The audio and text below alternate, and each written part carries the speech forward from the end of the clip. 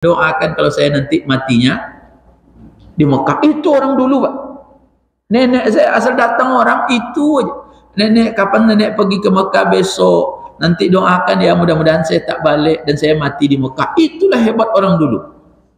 Orang sekarang, oh lain pula Pak, doakan saya pulang pergi ya Pak, baik. Kemudian saya tetap jadi RT ya pulang Mekah. Lain cerita lah Pak. Jadi yang ujung-ujung orang sekarang tuh, ya Allah, dia pergi sebentar saja. Maka subhanallah, padahal maaf transportasi dulu lebih berisiko ditimbangkan tempat sekarang. Dan itu yang dilakukan orang sehingga begitu mereka pergi. Kadang-kadang maaf, mengapa kita merindukan orang-orang dulu pergi haji Pak? Pergi hajinya lama.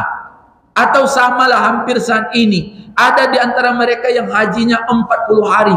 Begitu pulang kita merindukan. Apa yang merindukan mereka? Karena ada ungkapan zurhibban tasdid hubban. Kalau sudah lama tak ketemu, ada kerinduan. Maka menunggu orang yang haji dulu itu Pak, seperti menunggu rahmat yang luar biasa. Karena nggak pernah bersua. Sekarang di Simpang Tigonya sudah miss call dia Pak. Jadi tengoknya fotonya. Sampai pula nanti di Jeddah atau di Airport Jeddah, dia foto, alhamdulillah kami sudah sampai di Jeddah. Akibatnya kalau mereka pulang, ya biasa-biasa aja lah. Bahkan maaf lama pula lagi miss call-nya pada ibadahnya di sana. Itulah hebatnya orang-orang dulu. Handphone tidak ada, hanya menunggu dari TVRI jam 9 malam, berita haji. Meninggal hari ini 900 orang. 4 orang dari Pekanbaru. Itulah terbayang sama awak. Tapi tidak ada keluar namanya Pak. Sekarang begitu mati jam itu sudah sampai teleponnya. Nah maka begitulah Umar bin Khattab meminta dan dia wafat. Subhanallah. Maka luar biasa. Abdullah bin Jahsy, di mana ia dilakukan perang Uhud. Begitu perang Uhud, apa yang dikatakan oleh Abdullah bin Jahsy doanya, ya Allah, bertemukan saya dengan musuh yang paling kuat. Kalau dia tidak yang saya bunuh, maka saya yang terbunuh.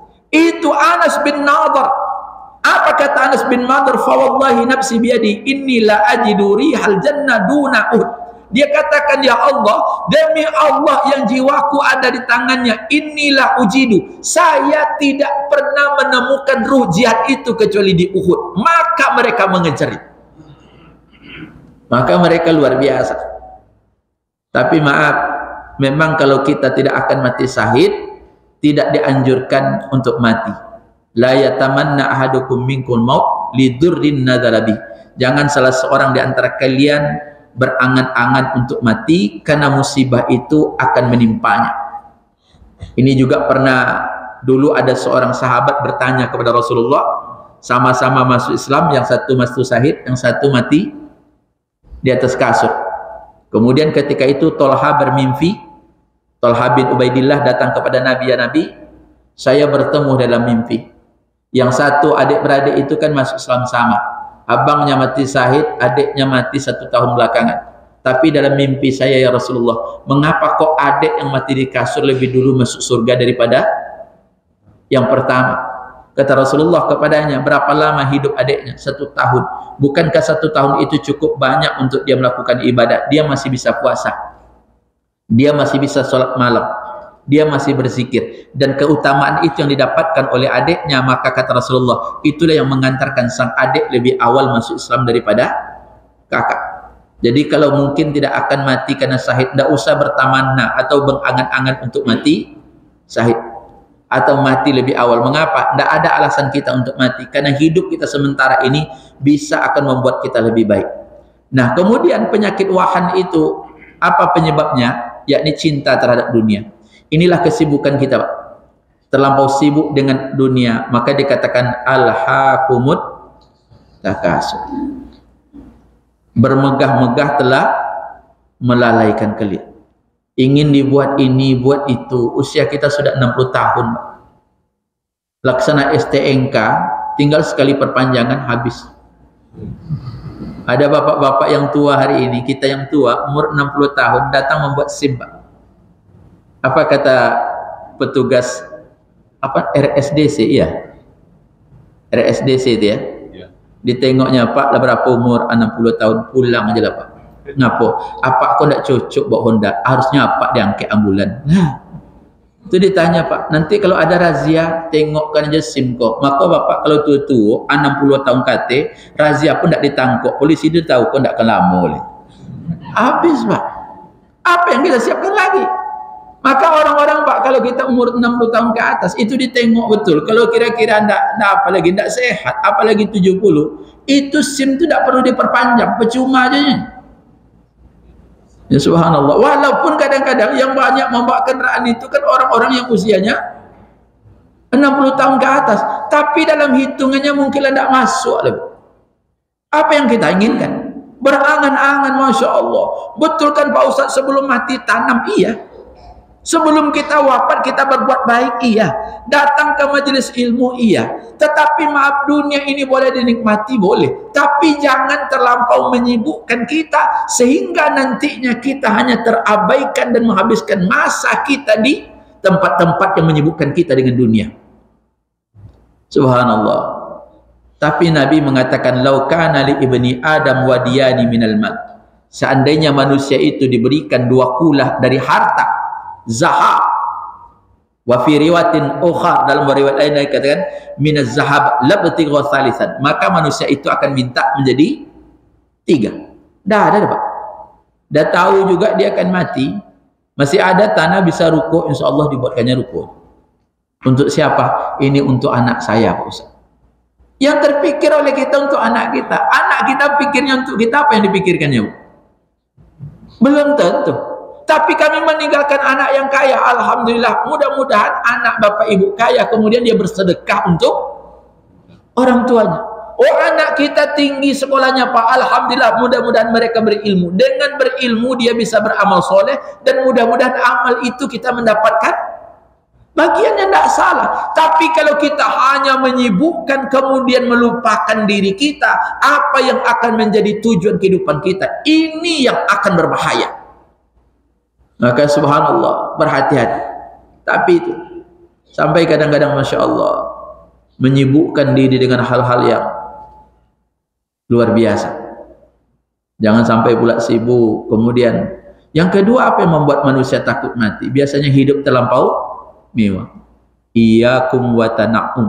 Berhati-hati dengan hidup yang terlampau mewah. Maka dulu pernah kita sampaikan ketika Hasan Al-Basri, seorang tabi'in, mengatakan, seandainya kalian tahu bagaimana bentuk rumahnya Rasulullah, dan saya waktu kecil seandainya tangan ini diangkat ke atasnya, maka kemungkinan melompat sedikit lotengnya akan dapat. Karena begitulah bentuk rumah Rasulullah. Dan dia berharap agar rumah itu tidak akan pernah punah, agar orang tahu kalau melihat rumah Rasulullah, mereka tidak akan terbayang memiliki rumah yang begitu besar.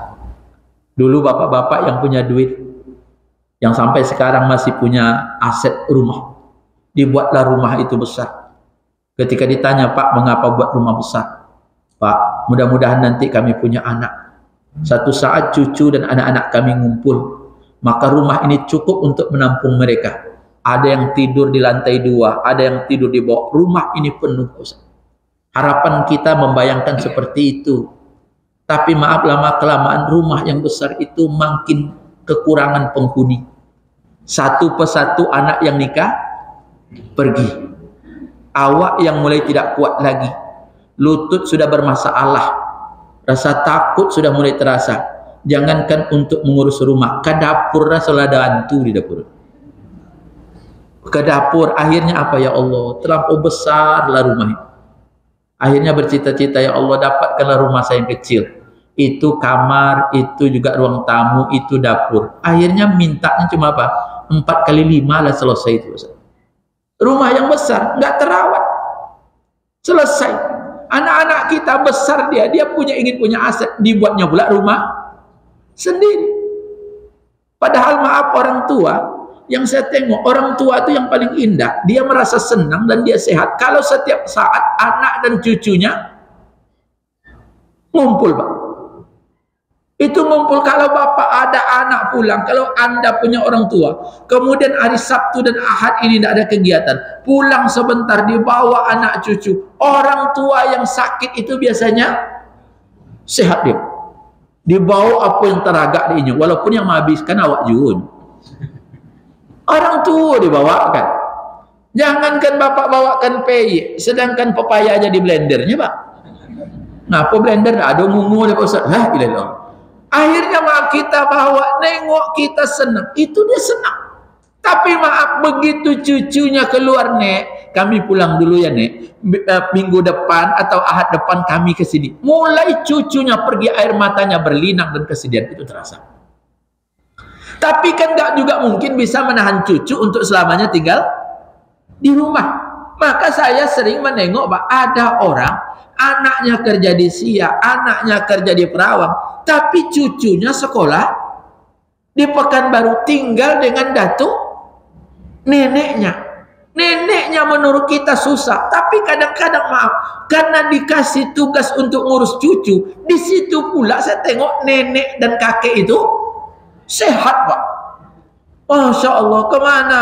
Ngantarkan cucu Pak Ustaz, kemana? Ke Ittihad. Masya Allah. Diantarkan cucu, sore dijemput. Sabtu datang anaknya ditengok. Ahad sore balik lagi. Masya Allah, itu kan luar biasa. Tapi ada juga orang-orang saya tidak mau ngurus cucu lagi Pak Ustaz. Ngapa gitu? Anak lo diurus, ikuan cucu lo banyak kerja Pak Ustaz. Iya juga nampaknya tuh Pak. Oh. Nah, subhanallah. Tapi kalau dia ajarkan, karena memang ada sebuah kedekatan yang luar biasa. Subhanallah. Tapi jangan. Kemudian apa? Apa yang membuat orang takut mati? Selalu memandang orang yang lebih di atas. Nampak orang yang punya nikmat, kita ingin punya nikmat. Kadang-kadang maaf, nikmat itu kan seperti Morgana.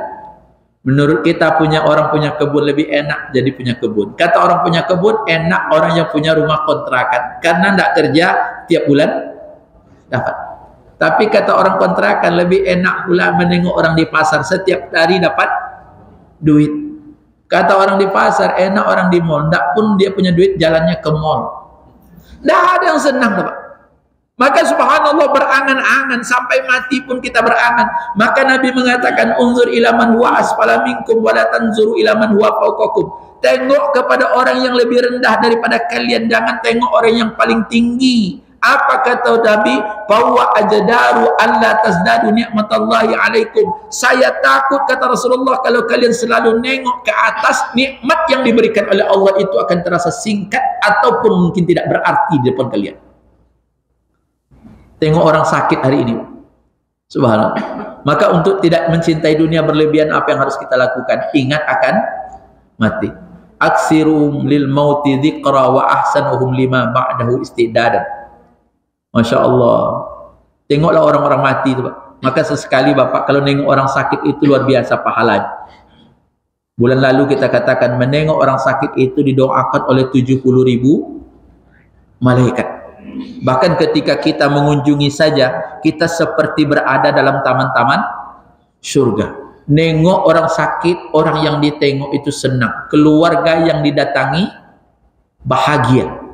Kadang-kadang maaf, orang yang ditengok itu tidak sadar. Enggak apa-apa. Tinggal kita doakan. Kan tadi boleh mendoakan untuk mati. Ya Allah, kalau seandainya hidup itu lebih baik, fahyini, hidupkan saya.